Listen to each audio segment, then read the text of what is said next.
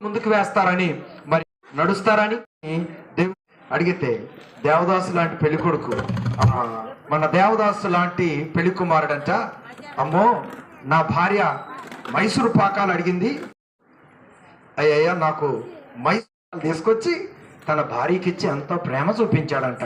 ఎప్పుడు ప్రేమ? అది మొదటి ప్రేమ. ఆ ప్రేమ ఆప్యాయతలు ఎప్పటి వరకు ఉండాలంట?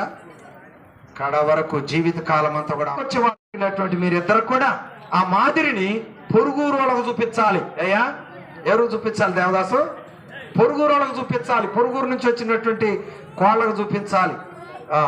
ఇలా ఉండాలి భార్యాభర్త అంటే. ఇంటి పక్కోళ్ళతోనే ప్రాబ్లమ్స్ ఉంటాయి. అది కూడా తట్టుకొని మీ యొక్క వివాహ అన్యోన్యత జీవితాన్ని కాపాడుకుంటూ ప్రభు ప్రణాళికలో వర్ధిల్లాలని దేవుని పేట నేను అలాగే ముఖ్యం. వారాదు